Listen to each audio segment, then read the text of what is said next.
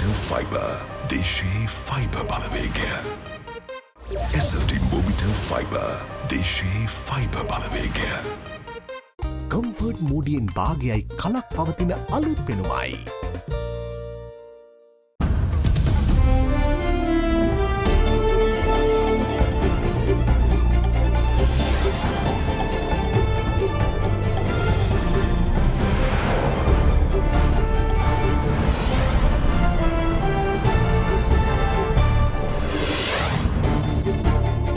අද 2021 සැප්තැම්බර් 29 බදාදා සිරස්තල. ඔක්තෝබර් 1 වෙනිදා අලුයම 4 සිට රට විවෘතයි. විදේශයක සිට පැමිණෙන්නන්ට නව මාර්ගෝපදේශ මාලාවක්. කොවිඩ් එන්නතේ බූස්ටර් මාත්‍රාවක් දීමට විශේෂඥ අනුමැතිය. වරායේ සිර වූ භාණ්ඩ නිදහස් කරන්න මහ බැංකුව මුදල් නිකුත් කරයි. සභාපතිතුමාට කියන්නම්කෝ ඔය බැංක්ස් වලට ඉක්මනටම ඉෂු කරන්න කියලා. රටට අවාසිදායක කිසිදු ගිවිසුමකට අත්සන් කරන්නේ නැහැ. බලශක්ති ඇමති ගම්මන් පිළගෙන් සහතිකයක්. අපේ රටට අවාසිදායක ගිවිසුමකට මම නම් අත්සන් කරන්නේ නැහැ. සම්පලවල අහිතකර ක්ෂුද්‍රජීවීන් යළි තහවුරු වීම නිසා චීනයෙන් කාබනික පොහොර ගෙන්වීම අත්හිටුවයි. ගොවීන්ගේ පොහොර අර්බුදය තවත් උග්‍ර අතට. ජාතික ඖෂධ නියාමන අධිකාරියේ දත්තමැකු ඉංජිනේරුවා රිමාන්ඩ්. සැකකරු අලුයම 3 සිට පැය 7ක් නිවසේදී දත්ත පද්ධතියට ඇතුළු වෙලා අධිකරණයේදී හෙළිවෙයි. දේවස්ථාන වලට ප්‍රහාර එල්ලවීමක් ගැන තොරතුර තහවුරු කළ එකක් නොවෙයි. කලබල නොවන්නයි ආරක්ෂක ලේකම්ගෙන් ඉල්ලීමක්. ජනතාවගේ ජීවිත පිළිබඳ ප්‍රශ්නයක්. ඒකත් එක්ක විහිළු කරන්නට එපා කියලා. ඉඟුරු, කරදමුංගු, තුල්සි සහ කුරුඳු වල යහකුණෙන් ලාओची ginger plus. Other Therana. This is Other Therana Prime Time with Naomi Fernando and Sanka Amrajit. Live from Studio 24 in Colombo. අයිබෝවන් ඔබ අදත් එක්වන්නේ ශ්‍රී ලංකාව්‍යංකයකේ සහ විශ්වසනීයම පුවත් විකාශය අද දෙරන 6:55 සමගින්. දෙවයින පුරා දැනට ක්‍රියාත්මක නිරෝධායන ඇඳිර නීතිය එළඹෙන ඔක්තෝබර් 1 වනදා අලුයම 4 සිට ඉවත් කිරීමට ජනාධිපතිවරයා උපදෙස් දී ඇතැයි යුද හමුදාපති ජෙනරාල් ශවේන්ද්‍ර සිල්වා මහතා පවසනවා. ඒ අනුව ඉදිරියට රට පවත්වාගෙන යා යුතු ආකාරයේ සම්බන්ධයෙන් වන සෞඛ්‍ය මාර්ගෝපදේශ හෙට හෝ අනිද්දා නිකුත් කරන බව සෞඛ්‍ය සේවා අධ්‍යක්ෂ ජෙනරාල්වරයා සඳහන් කළා. The big story.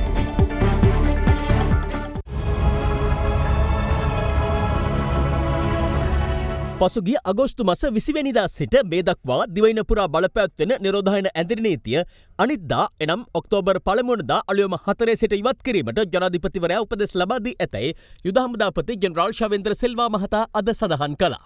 අතිගරු ජනාධිපතිතුමා උපදෙස් ලබා දුන්න අද දිනේදී ඔක්තෝබර් 1 වෙනිදා උදෑසන 4ට මේ පවතින නිරෝධායන ඇඳිරි නීතිය ඉවත් කිරීමට වැඩි මහජන රැස්වීම් උත්සව සඳහා තියෙන සීමාවන් තවත් එක කාලයක් එසේම තබා ගන්න තමයි අපගේ අදහස.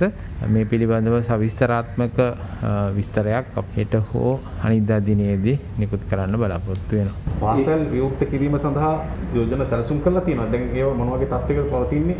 පාසල් විවෘත කිරීම සඳහා අපගේ යෝජනා අපි අධ්‍යාපන අමාත්‍යාංශයේ ලේකම්තුමාට ලබා දුන්නා. පාසල් දරුවන් 200කට අඩුව සිටින පාසල් වල ප්‍රාථමික පන්ති විවෘත කරනවා ඇති. ඒ විවෘත කරන ක්‍රමවේදයන් සහ දිනයන් අධ්‍යාපන අමාත්‍යාංශයේ ලේකම්තුමා විසින් නිවේදනය කරනවා ඇති. සමහර රටවල් දියුණු රටවල් තුන්වෙනි මාත්‍රාවක් ගැන සාකච්ඡා කරනවා. ඒක අපිට මේ වන විට තියෙන අපේ රටේ තත්ත්වයක් එක්ක ඕන. මේ පිළිබඳව අපි පහුගිය දිනක ACCD කමිටුව රැස්වෙලා තීරණයක් අරගෙන තියෙනවා. ඒ සඳහා වුන් අපිට නිර්ණායකයන් ලබා දුන්නා. දැනට අවුරුදු 60ට වැඩි අයට බූස්ටර් ඩෝස් එකක් ලබා දෙන්න ඕන තීරණය කළා තියෙනවා. ඒ වගේම අවුරුදු 60 30 අතර ආබාධිත වලින් පෙළෙන අයට බූස්ටර් ඩෝස් එකක් ලබා දෙන්න ඕන නියම කරා. ඊට අමතරව පිළිකා වකුගඩු රෝග වලින් අපගේ ප්‍රතිශක්තිකරණ අඩු වෙච්ච නැත්නම් ඒ සඳහා ඖෂධ ගන්න අයට අපි තුන්වෙනි මාත්‍රාවක් ලබා දෙන්න ඕන අපිට අනුමැතිය ලබා දුන්නා. ඊට අමතරව සෞඛ්‍ය කාර්ය මණ්ඩල වලට සහ අනිකුත් ෆ්‍රන්ට්ලයින් වර්කර්ස්ලට බූස්ටර් ඩෝස් එකක් ලබා දෙන්නත් ඕන අනුමැතිය අපිට ලබා දුන්නා. ෆයිසර් එන්න තමයි අපි දෙන්න බලාපොරොත්තු වෙන්නේ. බූස්ටර් ඩෝස් එකක් දෙන්නේ වැක්සින් දෙකම ගහලා මාස 6කට පස්සේ. විදෙස්ගතව සිට මෙරටට පැමිණෙන දේශීය හා විදේශීය පුද්ගලයින් සඳහා නව මාර්ගෝපදේශමාලාවක් සෞඛ්‍ය සේවා අධ්‍යක්ෂ ජනරාල්වරයා නිකුත් කර ඇති අතර එය ඊයේ මධ්‍යම රාත්‍රියේ සිට එළඹෙන ඔක්තෝබර් 31 වනදා මධ්‍යම රාත්‍රිය දක්වා බලපැවැත්වෙනවා. ඒ අනුව ශ්‍රී ලාංකිකයින් මෙරටට පැමිණීමේදී විදේශ කටයුතු අමාත්‍යාංශයේ හෝ සිවිල් ගුවන් සේවා අධිකාරියේ පූර්ව අනුමැතිය ලබා ගැනීමේ අවශ්‍යතාව මින් ඉදිරියට අවශ්‍ය වන්නේ නැහැ. පූර්ණ එන්නත්කරණයට ලක්වීමෙන් දිනදා 4ක කාලයක් සම්පූර්ණ කළ දේශීය හෝ විදේශීය පුද්ගලයෙකුට එරටදී ගුවන්ගතවීමට පැය 72කට පෙර කළ PCR පරීක්ෂණයෙන් ආසාදිත නොවන බව තහවුරු වී ඇතනම් ඔවුන්ට මෙරටදී PCR පරීක්ෂණයක් අවශ්‍ය නොවන අතර නිරෝධායනයෙන් තොරව ගුවන් තොටුපළෙන් සාමාන්‍ය පරිදි නිදහස් කිරීම සිදුවනවා. නමුත් එන්නත්කරණයට ලක් නොවූ වයස අවුරුදු 12-18 අතර දරුවන් සිටී නම් එම දරුවන්ට මෙරට ගුවන් තොටුපළට පැමිණි දිනයේම PCR පරීක්ෂණයක් සිදු කිරීම අවශ්‍ය වන අතර ආසාදිත නොවන බව තහවුරු වූහොත් මව්පියන් සමග නිදහස් කළ හැකි බව නව මාර්ගෝපදේශවල සඳහන්. ඒ වගේම සම්පූර්ණ එන්නත්කරණය නොවූ විදේශිකයන් විදේශ සංචාරකයන් ඔවුන් ජෛව බුබුලක් ලෙස යනවා නම් ඔවුන් අපි ඒ හෝටලයට යන්න අවස්ථාව ලබා දීලා තියෙනවා. නමුත් ශ්‍රී ලාංකිකයන්ට අපි PCR පරීක්ෂණයක් ගුවන් තොටුපළේදී හෝ නැත්නම් ඔවුන් රැඳී සිටින හෝටලේදී කරලා එම පළවෙනි PCR පරීක්ෂණය නෙගටිව් නම් අපි ඔවුන් නිවෙස් නිරෝධායනය කරන්න හැකියාවක් තියෙනවා නම් දවස් 14ක් නිවෙස් නිරෝධායනය කරන්න අපි අවස්ථාව ලබා දෙන්න බලාපොරොත්තු වෙනවා. නිවෙස් නිරෝධායනයේදී 12 වෙනි දිනේදී නැවත වරක් PCR පරීක්ෂණයක් කරලා එය නෙගටිව් වුණොත් ඔවුන් සමාජගත වෙන්න පුළුවන්. නිවෙස් නිරෝධායනය කරන්න හැකියාවක් නැති අයට ඔවුන් රජයේ නිරෝධායන මධ්‍යස්ථානයකදී හෝ නැත්නම් ඔවුන් විසින් තෝරා ගන්න ලද හෝටලයකදී දින 14ක් නිරෝධායන වෙලා ඔවුන්ට සමාජගත වෙන්න පුළුවන්. අපි පළවෙනියෙන්ම අහන්නේ සෞඛ්‍ය සේවා අධ්‍යක්ෂ ජනරාල්තුමාගෙන් මේ තීරණය ගන්න ඔබතුමාගේ බෙල්ලට කවුරු හරි පිහිය තිබ්බද? එහෙම නැත්නම් ඔබතුමාට මේ තීරණය ගැනීම සඳහා කවුරු හරි විශේෂඥ වෛද්‍ය උපදේශයක් දීපු විශේෂඥයෙක් ඉන්නවාද? කරුණාකරලා අපිට ඔවුන්ව කටුගෙදර යැවීම සඳහා ඔවුන්ගේ නම ඉදිරිපත් කරන්න. මොකද ලෝකෙ කිසිම රටක් මේ වෙනකොට මෙවැනි අවිධිමත් තීරණයක් අරගෙන නැහැ. ඒ නිසා අපි අහනවා අලුත් ප්‍රභේදයක් මේ රටට ගෙන්නා ගැනීමටද මේ හදන්නේ? අපි පැහැදිලිවම සෞඛ්‍ය අමාත්‍යාංශයට කියනවා මේ තීරණය ගත්ත අය වග කියන්න ඕනේ. එන්නතට වැඩ කරන්නේ නැති කොවිඩ් ප්‍රභේදයක් හැදුනොත් ඒක ලංකාවට තමයි මුලින්ම එන්නේ. COVID-19 ආසාදිතයන් 932 දෙනෙකු ඊයේ මෙරටින් වාර්තා වුණා. යුද හමුදාපති ජෙනරාල් ශවේන්ද්‍ර සිල්වා මහතා සඳහන් කළේ අද මේ දක්වා නව ආසාදිතයන් 685 දෙනෙකු හඳුනාගත් බවයි. ඊයේ සිදු වූ කොවිඩ් ආසාදිත මරණ 61ක් රජය අද නිවේදනය කිරීමත් සමග සිදු ඇති සමස්ත කොවිඩ් මරණ සංඛ්‍යාව 12847ක් දක්වා ඉහළ ගොස් තිබෙනවා. මේ යලි රැල්ලක් නේමට වග බලා ගැනීම මේ අවස්ථාවේදී අත්‍යවශ්‍ය වෙනවා. මොකද අපිට සමාජයක් විදිහට තව රැල්ලක් ඔරොත්තු දෙන නැති වෙන්න පුළුවන් නිසා. රටේ ජනතාවගෙන් 70%ක් එන්නත්කරණයට යොමු වීමට නම් අපිට වයස 20ට වැඩි අය 100%ක්ම එන්නත් කිරීම අත්‍යවශ්‍ය වෙනවා. 20ට වැඩි අයගෙන් 120ක් එන්නත්කරණය සිද්ධ වෙලා නැහැ. ඒ අනුව රෝගය සම්ප්‍රේෂණය කිරීමේ වැඩි හැකියාවක් තාම තියෙනවා.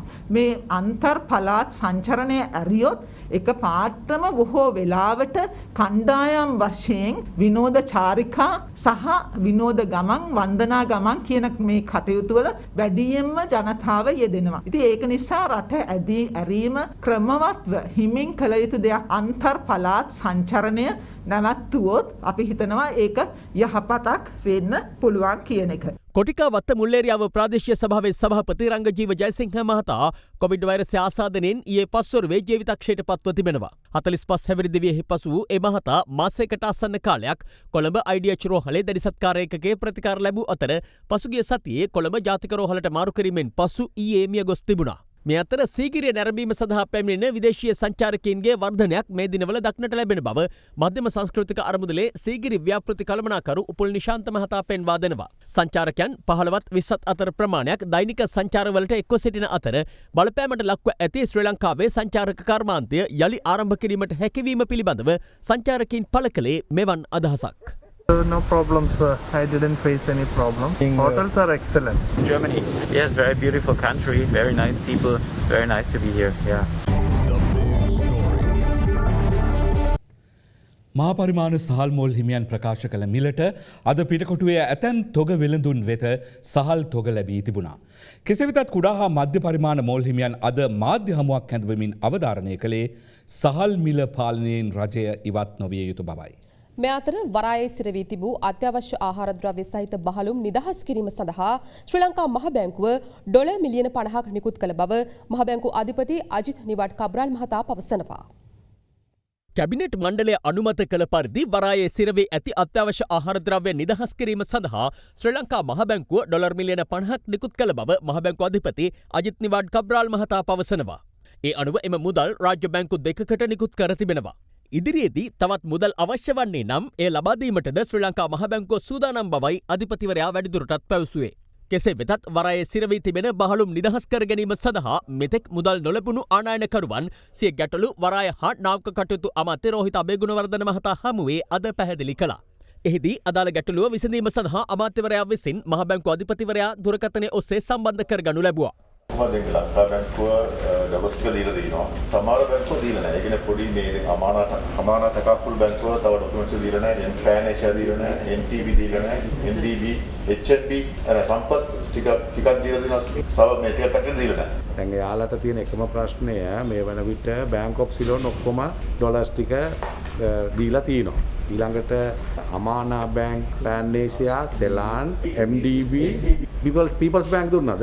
People's Bank එච්චර නෑ සර්. නෑ People's Bank එච්චර නෑ. ඔය අර අපි කියපු බැංක්ස් ටික තමයි මේ නිවන් තියෙන්නේ. Thank you. ඔව් දැන් People's Bank එකට දීලා තිනවා.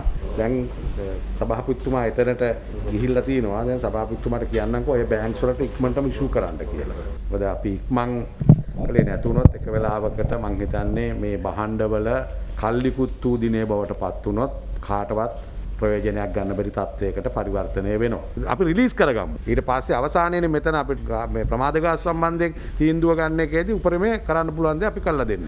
මේ අතර උද්ගත වී ඇති කිරිපිටි හිඟේ හේතුවෙන් අද දිනේදීත් ජනතාවට දිගු පෝලිම් වල රැඳී සිටීමට සිදු වුණා.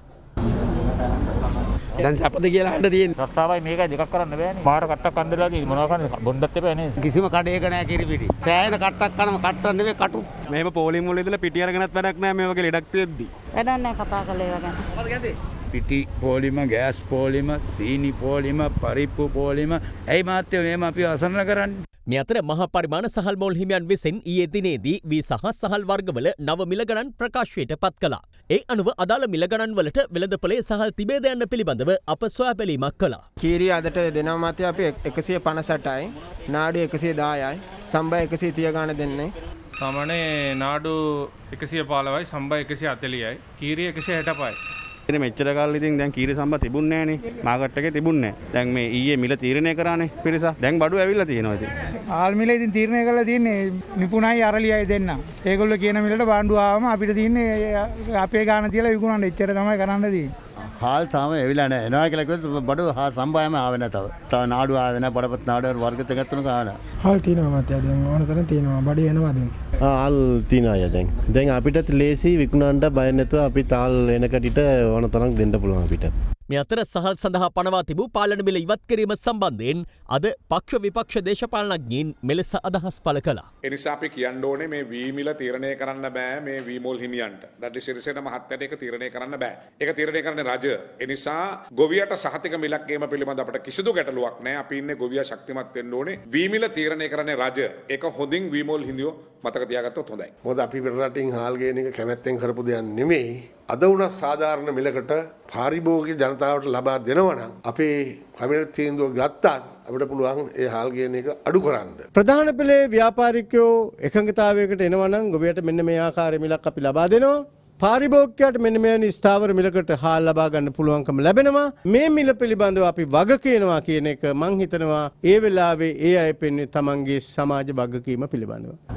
ආණ්ඩුව දනගස්සන ඕනේ සාමාන්‍ය වාල් ව්‍යාපාරිකයෝ ඉඳලා. ඔබතුමා 236ට කීරි සම්බ කන්න කැමතිද 160ට කන්න කැමතිද? දැන් මේ රටේ හැම භාණ්ඩයක්ම මිල ඉහළ යනකොට ඇයි අපි ගොවියා විතරක් පහළට තල්ලු කරන්නේ? මේ පාලන මිල ස්ථීරවම අයින් කරයි කියන එක කවුරුවත් හිතන්න එපා. හැබැයි ගොවියා ඉස්සරහට දාලා ගොවියා නොමග යවලා ඒකෙන් අයිතු ප්‍රයෝජනයක් අරගෙන අසාමාන්‍ය මිලකට හාල් වික්කොත් ඒ සම්බන්ධයෙන් කටයුතු කරන්න රජයේ විදියට ක්‍රියා කරන්න නැවත නීති ගේන්න කටයුතු කරන්න පැකිලෙන්නේ නැහැ කියන එක තමයි විශේෂයෙන්ම කියන්නේ. මේ කඩ මාෆියාව අපි නැති කරලා තමයි නවත්තන්නේ කියලා කිව්වා. දැන් මොකද වෙලා තියෙන්නේ? භාණ්ඩවල මිල තීන්දුව කරන්නේ වෙලෙන්දෝ ඇවිල්ලා රූපවාහිනිය වල මීඩියා මේ සාකච්ඡා පවත්තලා ඉතින් එහෙම කරන්න ආණ්ඩුවක් ඕනේද? නමුත් අපි ඇමතිවරුන්ට කියනවා ඕ වහාම ඉල්ලා අසල ඕවා දෙන්න ඊට වඩා හොඳයි ඉස්කෝලේ ළමයින්ට දුන්නා නම්. නෑ ඉස්කෝලේ ළමයින්ට නෙමෙයි. ඕක දෙන්න ඩඩ්ලි සිරිසේනට. චීන සමාගමකින් නානයනය කිරීමට නියමිතව තිබූ නයිට්‍රජන් කාබනික පොහොරවල පසට අහිතකර බැක්ටීරියා තිබෙන බවට දෙවන වරටත් තහවුරු වීම නිසා එම පොහොර ආනයනය නොකරන බව කෘෂිකර්ම අමාත්‍ය මහින්දානන්ද අලුත්ගමගේ මහතා පවසනවා. කෙසේ වෙතත් ගොවින් පවසන්නේ පොහොර නොමැතිවීම නිසා එළඹෙන මාස් කන්නේ ගොවිතැන් ආරම්භ කිරීමට නොහැකි බවයි. ශ්‍රී ලංකාවට අවශ්‍ය නයිට්‍රජන් කාබනික පොහොර චීන සමාගමකින් ආනයනය කිරීමට රජය පියවරගෙන තිබූ අතර එම පොහොර සාම්පලවල මෙරට වගාවන්ට අහිතකර ක්ෂුද්‍රජීවීන් ඇති බව කෘෂිකර්ම අමාත්‍යවරයා පසුගිය 17 වෙනිදා පැවති මාධ්‍ය හමුවකදී තහවුරු කළා. තියෙන ටෙන්ඩර් එකක් අපි කැදෙව්වා. අපි මේ පොහොර ආනයනය කිරීම සඳහා නයිට්‍රජන් ඒකෙදී තරඟකරුවන් 20 ගාණක් ඇවිල්ලා අවසානයේදී තෝරාගත්ත එක තරඟකරුවෙක්. ඔහු තමයි දැනට ලෝකේ වැඩිම කාබනික පොහොර නිෂ්පාදනය කරන සමාගම. ඒ සමාගම චීන සමාගමක් ප්‍රමිති ආයතනයේ විසින් ස්වාධීන අපිට ලැබ් එකක් අපිට හඳුන්වලා දෙනවා. ඒ පරීක්ෂණාගාරයේ විසින් කරන ලද නිරීක්ෂණවලට අනුව මේ ආනයනය කරන පොහොරවල කිසිදු සුජීවියෙක් නැහැ කියලා පැහැදිලිව සඳහන් කරලා තියෙනවා. දැන් ඒ අතරතුරේ අපි මේ පොහොර අපි පළවෙනි වතාවට ගේන නිසා අපි මේ පොහොරවල සාම්පල් කීපයක් නීත්‍යානුකූලව බැහැරව අපි මේ සමාගම් වලින් ගෙන්න ගත්තා. අපි මේක පරීක්ෂා කරන්න. ඒ පොහොරේ අර්වීනියා කියන සුද්ධ ජීවියා ඉන්නවයි කියලා හඳුරගෙන තියෙනවා. එවැනි සුද්ධ ජීවියෙක් කියන පොහොරක් අපි ආනයනය කරන්න ඉඩ දෙන්නේ නැහැ. ඔවුන් නැවතත් අපට සාම්පල්යක් එවලා දුන්නා. අපි ඒක ටෙස්ට් කරනවා. ඒ අනුව එම සමාගමින් ලබාගත් පොහොර සාම්පලවල මෙරට වගාවන්ට අහිතකර ක්ෂුද්‍රජීවීන් සිටින බව අද දෙවනවරටත් කෘෂිකර්ම අමාත්‍යවරයා අවධාරණය කළා. රජය එළබෙන මහකන්නේ සඳහා නයිට්‍රජන් නිෂ්කාරකයක් ආනයනය කිරීමට ජාත්‍යන්තර ලැන්සු ගැඳවලා චීනෙන් ආනයනය කිරීමට කටයුතු කරා. මේ ආනයනය කරන පොහොරතොගේ නියදි පරීක්ෂාවේදී තහවුරු වුණා සාක ආරක්ෂක පනතට පටහැනිව ආනයනය කරන පොහොරවල සුද්ධ ජීවීන් ඉන්නවයි කියලා. ඒ නිසා එහෙම පොහොර ආනයනය කිරීමට අපට බලයක් නැහැ. ඒ අනුව කෘෂිකර්ම අමාත්‍යාංශය අද තීරණය කරා මේ පොහොර ආනයනය කිරීම නතර කිරීමට. දැන් මේ වෙනකොට සමාගම් 23ක් අපිට බලපත්‍ර දීලා තියෙනවා. එතෙන්දී ඊටාම හොඳ නයිට්‍රජන් නිෂ්කාරකයන් අපි හඳුරගෙන තියෙනවා. ඒ අනුව අපි ආනයනය කරනවා. එළබෙන මහකන්නේට ගොවින්ට කිසිදු පොහොරවල ප්‍රශ්නයක් ඇති වෙන්න අපි ඉඩ දෙන්නේ නැහැ. අපි නියමිත වෙලාවට ගොවින්ට පොහොර ලබා දෙනවා. කාබනික පොහොර ගෙන්වීම සඳහා නියෝජිතයන් හැටියට කටයුතු කර බොහෝ සමාගම් ටෙන්ඩරයට ඉල්ලුම් කරේ නැහැ මොකක් නිසාද? 17ක කාබනික නයිට්‍රජන් ප්‍රතිශතය ඇතින කාබනික පොහොර දෙන්න බැරි නිසා. හැබැයි එක සමාගමක් තෝරගත්ත චීනේ කින්ඩාව් කියන සමාගම. ටෙන්ඩරේ දානකොට 17ක නයිට්‍රජන් ඕන. ටෙන්ඩරේ ප්‍රදානය කරනකොට 10ක නයිට්‍රජන්. අනිත් ටෙන්ඩර් කරුවන්ට ඒකට ප්‍රවිෂ්ඨ වීමට තියෙන ඉඩකඩ අවුරලා තමන් තෝරාගත්තු ටෙන්ඩර් කරුවාට විතරක් අවස්ථාව ලබා දීම තමයි මේක අරමුණ. අර කින්ඩාව් සමාගමෙන් පළවෙනි සාම්පලය ආවා. එර්වීනියා කියන බැක්ටීරියාව ඉතාමත් ප්‍රබල හානිකාරක බැක්ටීරියාවක්. ඒ වගේම බැසිලස් කියන බැක්ටීරියාවක් තියෙන බව හඳුනාගත්තා. දැන් මොකද වෙලා තියෙන්නේ දෙවෙනි සාම්පලේ? දෙවෙනි සාම්පලෙත් ඊයේ පරීක්ෂණවලදී එළිදරව් වී තිබෙනවා අහිතකර බැක්ටීරියාවන් ඉන්න බව. ඔක්තෝබර් මැද වෙනකොට මහ කන්න පටන් ගන්නවා. තාම පොහොරනේ. අපේ රට විශාල ආහාරයක් ඇති වෙනවා. ජනතාව කුෂ්කර්මාන්තය අත්තරිනවා. ඒක හොඳ ඇති ඒගොල්ලන්ට. මහකන්නේ වගා කටයුතු ආරම්භ කිරීමට කඩිනමින් පොහොර ලබා නොදීමට විරෝධය පළ කරමින් අම්පාර දිස්ත්‍රික්කයේ දෙහිඅත්ත කණ්ඩිය දියවිද්දාගම වෙල්ලෑයේදී ගොවින් අද විරෝධතාවයක නිරත වුණා.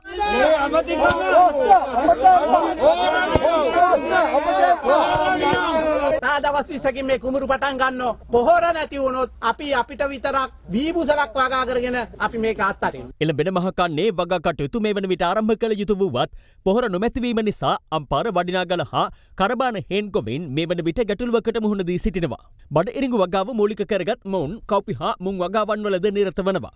නමුත් මේ වන විට වගා කටයුතු ආරම්භ කිරීමට ඔවුන්ගේ කිසිදු සූදානමක් නැහැ. මේ පිටරටින් ගෙනපු හයිබ්‍රිඩ් බීජ වර්ග දෙනවා.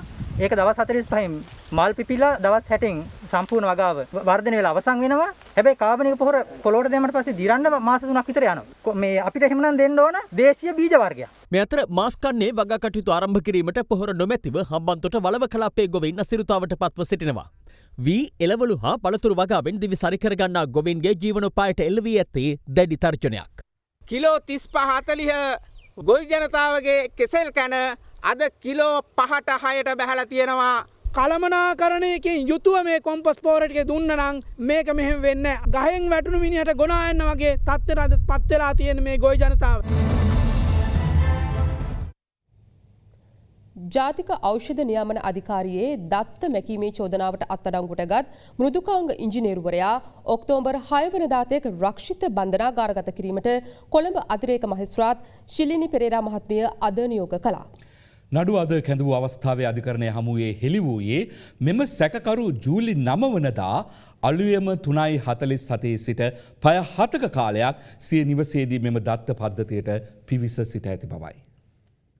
ජාතික ඖෂධ නියාමන අධිකාරියේ ඩිජිටල් දත්ත පද්ධතියේ දත්ත මැකියාම සම්බන්ධයෙන් එම දත්ත පවත්වාගෙන ගිය එපික් ලංකා ටෙක්නොලොජිස් ආයතනයේ මෘදුකාංග ඉංජිනේරුවරයෙකු ඊයේ අපරාධ පරීක්ෂණ දෙපාර්තමේන්තුව විසින් අත්අඩංගුවට ගනු ලැබුවා. එලෙස අත්අඩංගුවට ගනු ලැබුවේ දිවුලපිටිය වැල්ලපිට ප්‍රදේශයේ පිහිටි එපික් ලංකා ටෙක්නොලොජිස් ආයතනයේ මෘදුකාංග ඉංජිනේරුවරයා ලෙස සේවය කළ 34 හැවිරිදි අයෙක්. සැකකරුගෙන් සිදු කළ මූලික ප්‍රශ්න කිරීම් වලින් අනතුරුව අපරාධ පරීක්ෂණ දෙපාර්තමේන්තුවේ ඩිජිටල් සහ ව්‍යවහාරික විද්‍යාගාරයේ ස්ථානාධිපතිවරයා අද පස්වරුවේ සැකකරුව කොළඹ අතිරේක මහේස්ත්‍රාත් ශිලනි පෙරේරා මහත්මිය හමුවට ඉදිරිපත් කළා. එහිදී අපරාධ පරීක්ෂණ දෙපාර්තමේන්තුව වෙනුවෙන් අධිකරණය හමුවේ කරුණු දැක්වූ නියෝජ්‍ය සොලිසිටර් ජෙනරාල් දිලීප පීරිස් මහතා සඳහන් කළේ ජාතික ඖෂධ නියාමන අධිකාරියේ ඩිජිටල් දත්ත පද්ධතියේ ඖෂධ ආනයන සංයුත්තයන්ට අදාළ ලිපිගොනු ලක්ෂ 11ක් මැකියාම සම්බන්ධයෙන් සිදු කළ විමර්ශනයේ ඉදිරි පියවරක් ලෙස මෙම සැකකරු අත්අඩංගුවට ගත් බවයි. සැකකරුගෙන් සිදු කළ මූලික ප්‍රශ්න කිරීම් වලදී මෙම දත්ත මැකියාම හුදු තමන්ගේ අතින් සිදු වූ අත්වැරදීමක් බව සඳහන් කර සිටියද එය ඖෂධ ජාවාරම්කරුවෙකුගේ හෝ කණ්ඩායමකගේ ඉල්ලීම මත සිතාමතා චේතාන්විතව සිදු කළ වංචාවක් බවට සැකමතුව ඇතැයි නියෝජ්‍ය සොලිසිටර් ජෙනරාල්වරයා පැවසුවා. ස්වාමීනි, අද දින අධිකරණයට ඉදිරිපත් කරන මෙම සැකකරු 2021 ජූලි 9 වෙනිදා අලුයම 3:47 සිට පෙරවරු 10:29 දක්වා සිය නිවසේ සිට රහස් ජංගම දුරකථන අංකයකින් මෙම ප්‍රශ්නගත දත්ත පද්ධතියට ඇතුළු වී තිබෙනවා. එවැනි අලුයම් කාලයක පැය 7ක් තුළ ඔහු මෙම දත්ත පද්ධතියට පිවිස මොනවාද කළේ කියන එක ප්‍රශ්නයක්. ජාතික ඖෂධ නියාමන අධිකාරිය තමන්ට අදාළ දත්ත පද්ධතියට පිවිසීමට නොහැකි බව දැනගන්නේ පස්වරු 2කට පමණ. ඔවුන් ඒ සම්බන්ධයෙන් මේ සැකකරු සේවය සැපයූ එපික් ලංකා ආයතනය දැනුවත් කර තිබෙනවා. එවිට එම ආයතනය දත්ත පද්ධතිය පරීක්ෂා කිරීමට භාර දී තිබෙන්නේත් මෙම සැකකරුටමයි. පසුව සැකකරු යලි එම දත්ත කබඩාවට පිවිසීමෙන් පසුවයි තමන්ගේ අතින් දත්ත මැකී ගිය බව ආයතනය දැනුවත් කර තිබෙන්නේ. යයි නියෝජ්‍ය සොලිසිටර් ජෙනරාල්වරයා අධිකරණය හමුවේ පැවසුවා. එහිදී නියෝජ්‍ය සොලිසිටර් ජෙනරාල් දිලීප පීරිස් මහතා වැඩිදුරටත් ප්‍රශ්න කර සිටියේ ස්වාමීනි, මෙම සැකකරු පවසනවා මේ අත්වැරදීමක් කියලා. එසේනම් කොහොමද ඔහු දත්ත පද්ධතියට පිවිසීමට අදාළ හිස්ට්‍රි එක මැකියන්නේ? මොහු දත්ත පද්ධතියට පිවිසි බවට වන ඉතිහාස සටහන් මොහු විසින් මකා දමා තිබෙනවා. මට අහන්න තියෙන්නේ තමන්ගේ අතින් අත්වැරදීමක් වුණා නම් ඒක ඔප්පු කරන්න තියෙන සාක්ෂි ඇයි ඔහු විසින් මකා දැමුවේ කියලා. අනික ස්වාමීනි, ජංගම දුරකථනයක ඩිලීට් බටන් එක එබුව සැනින් දත්ත මැකෙනවා වගේ මෙවැනි දත්ත පද්ධතියක දත්ත මැකෙන්නේ නැහැ. ඒකට අවස්ථා ගණනාවකදී පියවර කිහිපයකට විධාන ලබා දිය යුතුයි. යයි නියෝජ්‍ය සොලිසිටර් ජෙනරාල්වරයා සඳහන් කළා. එසේම මෙහිදී විශේෂ කරුණු අනාවරණයක් කරමින් දිලීප පීරිස් මහතා සඳහන් කළේ මෙම සැකකරු විසින් දත්ත මැකීම සිදු කර ඇත්තේ ඔහු එපික් ලංකා ආයතනයෙන් අස්වීමට ලිපියක් පවා බහර දී තිබියදී බවයි. දත්ත පද්ධතියේ මෙහෙයුම් කටයුතු සඳහා ජාතික ඖෂධ නියාමන අධිකාරිය විසින් මසකට එපික් ලංකා ආයතනයට ලක්ෂ 5ක ගෙවීමක් කරන පසුබිමක ආයතනයේ නිවත්වීමට දින 10ක් පමණක් ඉතිරි වී තිබූ සේවකයෙකු මෙම වගකීම් සහගත කාර්යයට යෙදවීමෙන් ආයතනයේ වගකීම් විරහිත බව පෙන්눔 කරන බවද ඔහු අධිකරණය හමුවේ පැවසුවා. එහිදී වැඩිදුර විමර්ශන වාර්තාවක් ඉදිරිපත් කරමින් නියෝජ්‍ය සොලිසිටර් ජෙනරාල් දිලීප පීරිස් මහතා මෙසේ කරුණු දැක්වුවා. ස්වාමීනි, මෙම දත්ත මැකීමේ අරමුණ බවට පත්වෙලා තියෙන්නේ ඖෂධ නියාමන අධිකාරියට ආනයනය කරන ලද ඖෂධවල ප්‍රමිතීන් සංයුතීන් හඳුනා ගැනීමට බැරි තත්ත්වයක් උද්ගත කිරීම. මෙහිම දෙයක් සිදු කිරීමට අවශ්‍ය ඖෂධ ජාවාරම්කරුවන්ට. එවිට ජාවාරම්කරුවන්ට ඕනෑම ඖෂධයක් රට තුළට ගෙන ආ හැකි. රටක ඖෂධ සැපීම කියන කාරණය බලපාන්නේ රටේ රෝගී ජනතාවට. විශේෂයෙන් වසංගතයක් පවතින අවස්ථාවක ඖෂධ ජාවාරම්කරුවන්ගේ උමනාවට මෙවැනි සංවේදී දත්ත මක්කා දැමීම කියන්නේ රෝගී ජනතාව මරා දැමීමේ අරමුණින් කළ අමානුෂික ක්‍රියාවක්. මේකට කියන්නේ ඩිජිටල් ත්‍රස්තවාදය කියලා. යයි සඳහන් කළා. ඒ අනුව මෙම සැකකරු විසින් දත්ත මකා දැමුවේ කුමන අරමුණකින්ද? ඒ සඳහා ඔහුව පෙළඹ වූ ජාවාරම්කරුවන් කවුරුන්ද? මෙම දත්ත මකා දැමීමට එපික් ලංකා ආයතනයෙන් අනුබලදීමක් සිදු වුණේද යන්න පිළිබඳ වැඩිදුර විමර්ශනයක් සිදු කරන බව නියෝජ්‍ය සොලිසිටර් ජෙනරාල්වරයා අධිකරණයට දැනුම් දුන්නා. කරුණු සලකා බැලූ කොළඹ අතිරේක මහේස්ත්‍රාත් ශිල්ලනී පෙරේරා මහත්මිය සැකකරු විසින් සිදු කර ඇති බරද ඉතා සූක්ෂම අන්දමින් සිදු කර ඇති බවට පැමිණිල්ල කරුණු දක්වා ඇති බැවින් විමර්ශන සඳහා සුදුසු කාලයක් ලබා දිය යුතු බව පවසමින් සැකකරු ඔක්තෝබර් මාස 6 වෙනිදා දක්වා රක්ෂිත බන්ධනාගාරගත කිරීමට නියෝග කළා.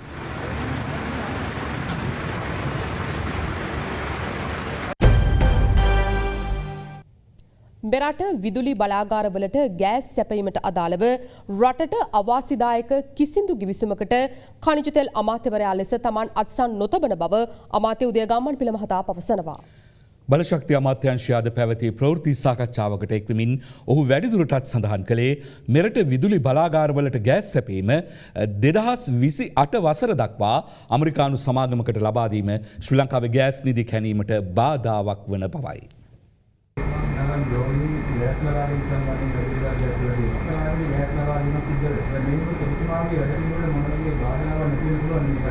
අපේ විදුලි බලාගාරවල ගෑස් සැපීම ඇමරිකානු සමාගමකට ලබා දීම ශ්‍රී ලංකාවේ ගෑස් නිධි කැණීමට විදේශ ආයෝජකයන් ගෙන්වා ගැනීමට බාධකයක් විදියට බලශක්ති අමාත්‍යවරයා විදියට මම දකිනවා. මේ පිළිබඳ සාකච්ඡා වෙච්ච සෑම අවස්ථාවකම අපේ අමාත්‍යාංශයට ඒක බලපාන ආකාරය පිළිබඳ අපි ලිඛිතව අමාත්‍ය මණ්ඩලයට දැනුම් දීලා තියෙනවා. මේ අපිට ප්‍රශ්නේ තියෙන්නේ යුගදනවි බලාගාරයේ 140ක් නිව් ෆෝර්ට්‍රස් එනර්ජි සමාගමට දීම නෙවෙයි. ශ්‍රී ලංකාවේ ගෑස් සැපීමේ ඒකාධිකාරය 2023 සිට වසර 5කට ඇමරිකානු සමාගමට හිමිවීම ඒ වගේම ටෙන්ඩරයක් ක්‍රියාත්මක වෙමින් තිබෙදි මේක අපිට ප්‍රශ්නයක් තියෙනවා ගෑස් විෂය පිළිබඳ දන්න අය ඉන්නේ අපේ අමාත්‍යාංශය. නමුත් ඔය ගිවිසුම් වලට එළඹීම සම්බන්ධයෙන් හිටිය කිසිම කමිටුවක අපේ අමාත්‍යාංශ නියෝජිතව හිටියේ නැහැ. ඉතින් අපි අමාත්‍යාංශ පැත්තෙන් විෂය දන්න අය විදියට මේ පිළිබඳ අමාත්‍ය මණ්ඩලයට නිරීක්ෂණ දෙකක් ලබා දීලා තියෙනවා. තව නිරීක්ෂණයක් ලබා දෙන්න මම බලාපොරොත්තු වෙනවා. මම දන්නේ ඔය ගෑස් ගිවිසුමත් කොච්චර කාලයක් සාකච්ඡා කරාද කියලා. දවසෙන් දෙකෙන් බොහෝ ජාත්‍යන්තර ගිවිසුම් අස්සම් වෙනවා. ඇයි? උන් කොන්දේසි ඉදිරිපත් කරනවා අපි ඒකඟ වෙනවා ගිවිසුම ගහනවා. අපේ රටට අවාසිදායක ගිවිසුමකට මම නම් අත්සන් කරන්නේ නැහැ. රටේ දේවස්ථානවලට ත්‍රස්ත ප්‍රහාරයක් එල්ල විය හැකි බවට සමාජ හා විද්‍යුත් මාධ්‍ය ඔස්සේ සංසරණය වන පුවත පිළිබඳ කලබල නොවන ලෙස ආරක්ෂක ලේකම් විශ්‍රාමික ජෙනරාල් කමල් ගුණරත්න මහතා ජනතාවට දැනුම් දෙනවා. ඒ ආදාළ බලධාරීන් විසින් විශ්ලේෂණය හෝ තහවුරු නොකරන තොරතුරක් බවයි ඔහු පවසන්නේ. මේ අතර ජායල බෝපිටිය ශාන්ත නිකොලස් දේවස්ථානයට ප්‍රහාරයක් එළවිය හැකි බවට ඊයේ කෙරුණු දැනුවත් කිරීම සම්බන්ධයෙන් කොළඹ අගරදුගුරු මැදුරේ අද පැවති මාධ්‍ය හමුවකදී අදහස් පළ වුණා.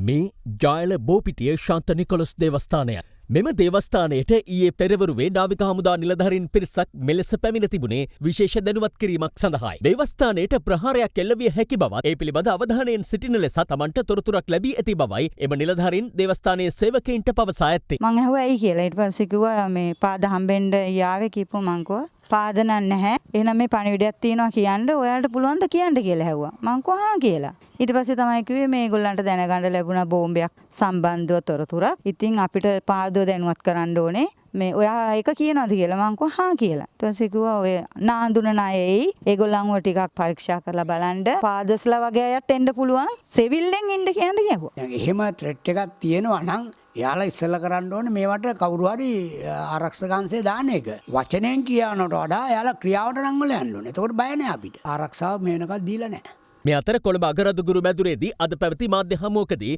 පාස්කු ප්‍රහාරය පිළිබඳ ජාතික ප්‍රකාශක කමිටුවේ සමාජික ගරු සිරිල් ගාමිණී පියතුමන් මෙම සිදුවීම සම්බන්ධයෙන් අදහස් පළ කළා. දැන් මේ පණිවිඩය වැලිගම්පිටිය, වත්තල, බෝපිටිය, රාගම වගේ දේවස්ථාන කීපයකටම දැනුම් දීලා තියෙනවා.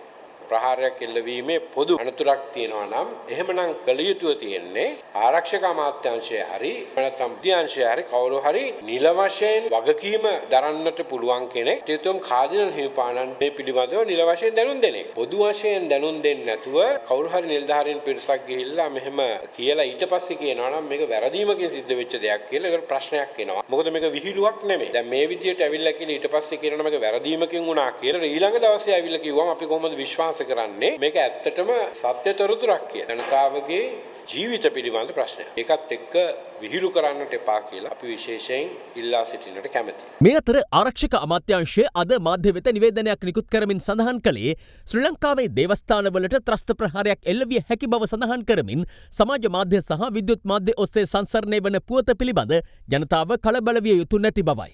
එය අදාළ බලධාරීන් විසින් විශ්ලේෂණය හෝ තහවුරු නොකරන ලද තොරතුරක් බව ආරක්ෂක ලේකම් විශ්‍රාමික ජෙනරාල් කමල් ගුණරත්න මහතා අවධාරණය කර ඇති බව එම නිවේදනයේ සඳහන්.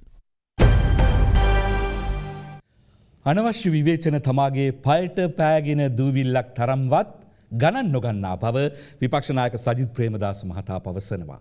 විපක්ෂනායකවරයා මේ බව සඳහන් කළේ ඊයේ සමගි ජන බලවේගයේ චමින්ද විජේසිරි මන්ත්‍රීවරයා නායකත්වයේ සම්බන්ධයෙන් විවේචනයක් සිදු කළ පසුබිමකයි.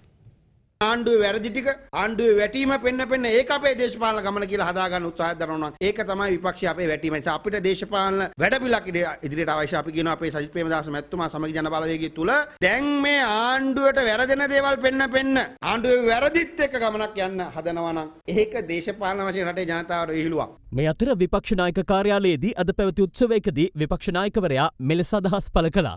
එක්කෙනාගේ කතාවලට විවේචන වලට කවුරුත් සැලෙන්නේ. මම ඔය අනවශ්‍ය විවේචන සුදුසු නොවන විවේචන පායට පෑගෙන දූලි තරම්වත් කරන්නේ. මම ගණන් ගන්නේ අලුත් අදහස් වලින් ජනතාව ශක්තිමත් කරන නිර්මාණශීලී දර්ශනයන් එනකොට අන්න ඒවට මා සතුව ලොකු තැනක්. ඒ නිසා මතක තියාගන්න. ඔබතුමන්ලා සියලු දෙනා හැකියාවන් තියන අයට තැන දෙන්න. තරුණ පරපුරට මුල් තැන ලබා ජ්‍යෙෂ්ඨයන්ගේ වැඩිහිටියන්ගේ උපදේශකත්වය ලබා මුළු ජන සමාජයේම එකතු කරන මහා ප්‍රගතිශීලී රටට වැඩදායි ඵලදායි ජන බලවේගයක් ගොඩ. ඒකයි ඔබතුමාලගේ වගේ. ලෝක හදවත් දිනය අදයි. මෙලොව එළිය දකින හදවත් රෝගී පුංචි දරුවන්ට ජීවය ලබා දීමේ අරමුණින් ක්‍රියාවට නැංගුණු ලිටල් හાર્ට්ස් ව්‍යාපෘතියේ ප්‍රගතිය පිළිබඳව අප මේ විශේෂ දිනේදී සොයා බැලුවා. මගේ හදවතත් හරි ලස්සන හදවතක්. සිය පළමු උපන්දිනයවත් සැමරීමට නොහැකිව මෙලොව හැරයාමට සිදුවන හදවත් රෝගී පුංචි පැටව් දහස් ගණනකට ජීවය ලබාදීමේ අරමුණෙන් ළමාරෝග විශේෂඥ වෛද්‍යවරුන්ගේ විද්‍යායතනය 2016 වසරේදී ආරම්භ කළ ලිටල් හાર્ට්ස් ව්‍යාපෘතිය සමග එහි මුල් අධීරයේදීම මනුසත් දෙරණ අත්වැල් බැඳගත්තා.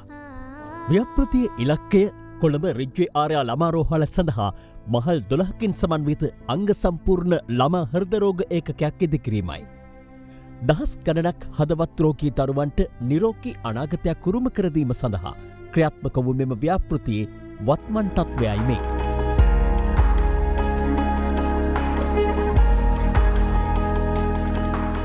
ගොඩනැගිල්ල සඳහා අපේක්ෂිත පිරිවැය රුපියල් මිලියන 2000ක්. රෝගී හදවත් වෙනුවෙන් සංවේදී වූ හදවත් ඇති පරිත්‍යාගශීලින් විශාල පිරිසක් අද වන විට මීට මූල්‍ය දායකත්වය ලබා දී ඇති අතර එම අරමුදලේ දැනටවත්කම රුපියල් මිලියන 800ය ඉක්මවා තිබෙනවා.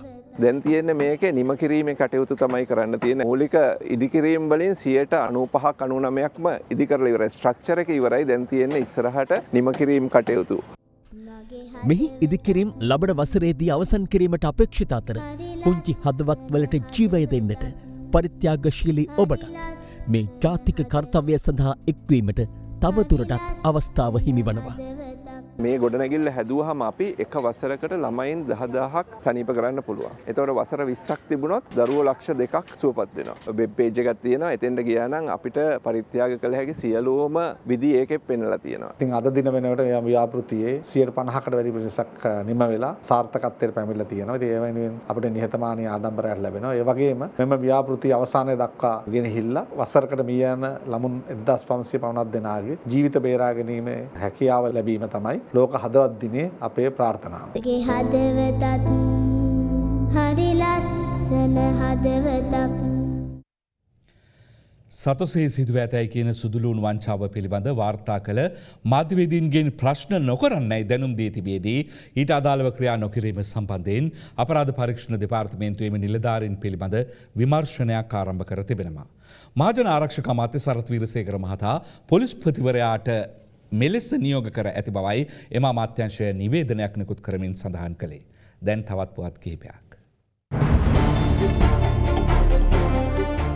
කොළඹ හා මාතලේ මහේස්ත්‍රාත් අධිකරණ විසින් මුදා හැරීම සඳහා නියම කර ඇති අලි ඇතුන් 15 දෙනා ලියාපදිංචි කිරීම වළක්වාලමින් අභියාචනාධිකරණය විසින් වනජීවි සංරක්ෂණ දෙපාර්තමේන්තුව වෙත තාවකාලික තහනම් නියෝගයක් නිකුත් කළා. වනජීවි දෙපාර්තමේන්තුව භාරයේ රඳවා සිටින බලපත්‍ර නොමැති අලි ඇතුන් 15 දෙනෙකු මුදාහරින ලෙස කොළඹ අතිරේක මහේස්ත්‍රාත්වරයා සහ මාතලේ මහේස්ත්‍රාත්වරයා දුන් නියෝග බල රහිත කරන ලෙස ඉල්ලා පරිසර යුක්ති කේන්ද්‍රයේ ඇතුළු පරිසර සංවිධාන කිහිපයක් ගොනු කරන ලද පෙත්සම් අද කැඳවූ අවස්ථාවේදී මෙම නියෝගය ලබා දුන්නා.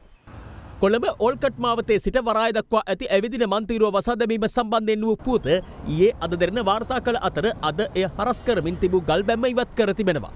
එම පුවත සම්බන්ධයෙන් නාගරික සංවර්ධන හා නිවාස අමාත්‍යාංශය අද නිවේදනයක් නිකුත් කරමින් සඳහන් කළේ පිටකොටුව ඕල්කට් මාවතේ සිට කොළඹ වරාය දක්වා ඉදිකර තිබෙන ඇවිදීමේ මන්තීරුව කිසිසේත්ම ඉවත් නොකරන බවයි.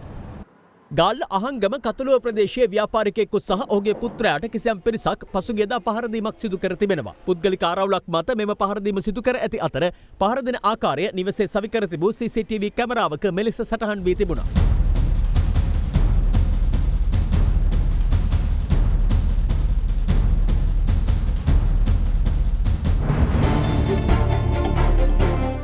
සමගින් ප්‍රවෘත්ති අවසන්.